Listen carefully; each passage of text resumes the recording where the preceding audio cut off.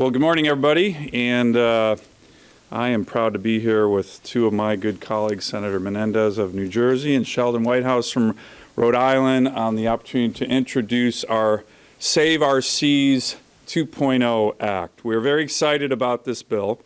As you know, our oceans are littered with waste. Ocean debris hits my state of Alaska particularly hard, having more coastline than the rest of the lower 48 combined. And it also impacts not just Alaska's fisheries, but the fisheries of the world, which are vital to Alaska, to Rhode Island, to New Jersey, and the rest of the United States. The massive amounts of marine debris washing up on our shores threaten not only our fisheries, but the health of our oceans and communities, and even human health, potentially. According to the World Economic Forum, if we don't do anything about this, there will be more plastic by weight in the oceans than there will in terms of fish by weight by 2050. So that's something to think about. But we are doing something about this. We are introducing our bill today, which will have four key components: a response cleanup component domestically for the United States, importantly an international enhanced management and global cooperation component, a component that builds domestic prevention capabilities, and we're also in this bill focused on closing information gaps through additional scientific studies on this complex problem. We believe that preventing waste from getting into our oceans in the first place through these four components, and importantly international trade, negotiations, and assistance, is a really, really important start to solving this problem. And let me conclude by just saying this is a solvable problem. When you look at where the challenges are, it's primarily 10 rivers in Asia and Africa that constitute up to, certain studies say, 90%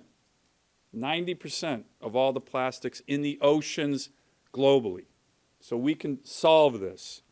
And here's the other thing that I think is exciting, is all of you know, when you're solving a problem in this town, you need all the key stakeholders on board.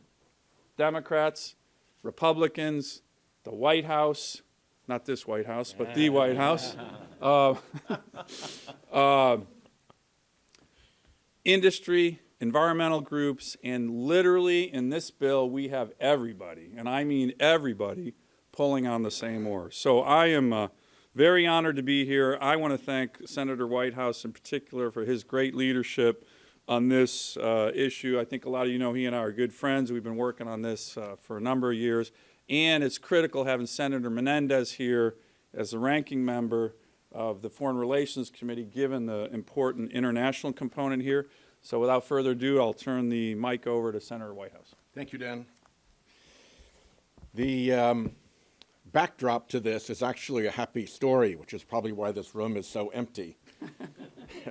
I teased Dan that if we could simply bring some pies and hit each other in the face with them and have a little bit of a fight, then we might get some interest on the successful bipartisan work that we're doing on oceans.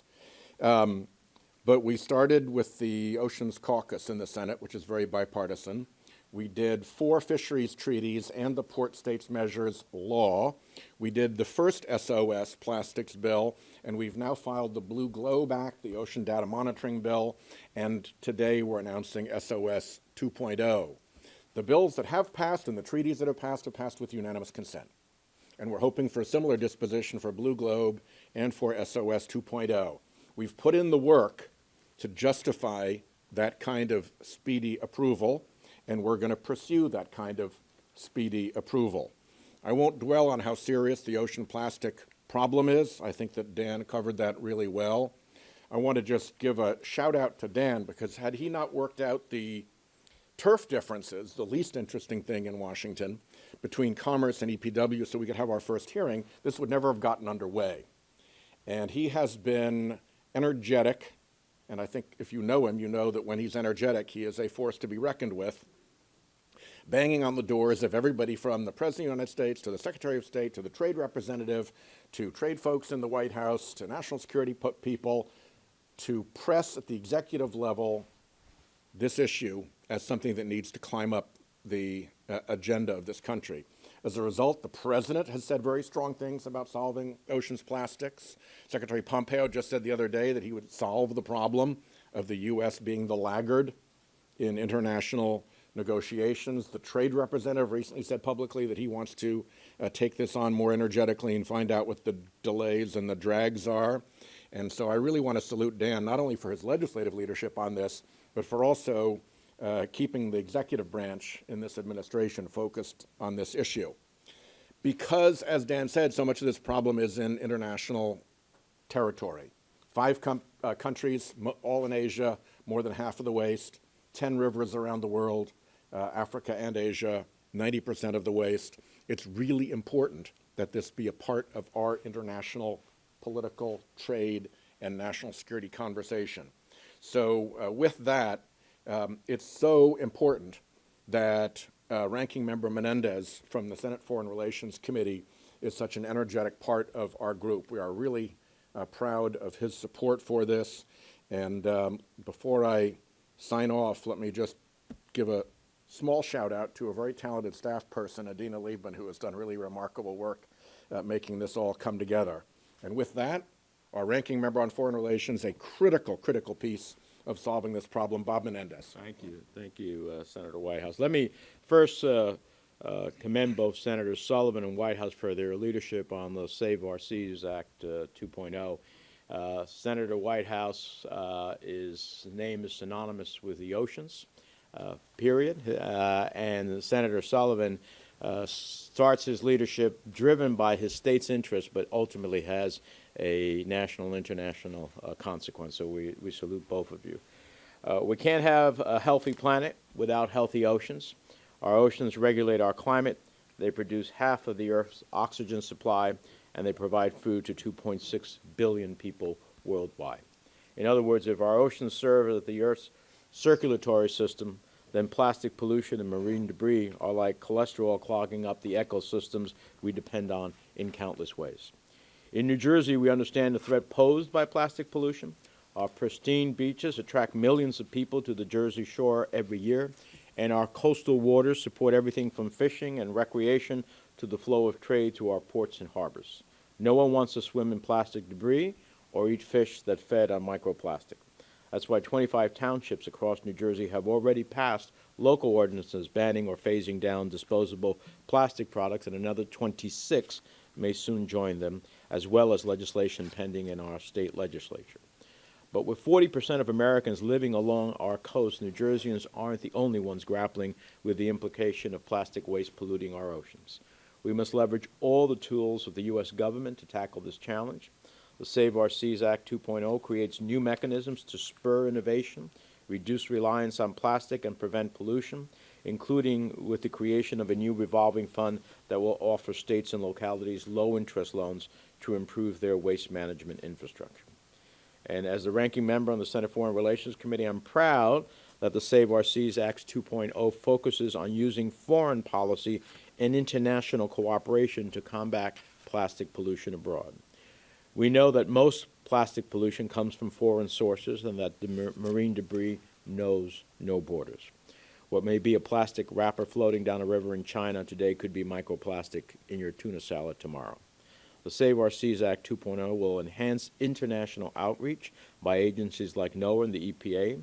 It will formalize U.S. policy on marine debris cleanup, and it will encourage the United States to address the issue of plastic waste mitigation in future international agreements. According to the World Economic Forum, I think Senator Sullivan said this, by 2050, plastic pollution and other debris may outweigh all of the fish in the world. That's not the type of world we want for our children to inherit, but it will be the world they inherit should we fail to take action.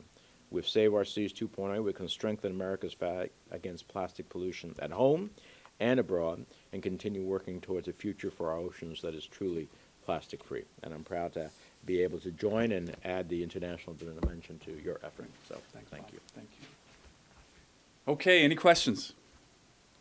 Yeah. With respect to formalizing the international agreements that the U.S. is part of on reducing ocean waste, I know that we just saw some new commitments announced in the past month from Yeah. the EPA. Are those going to be part of this bill as well? Or?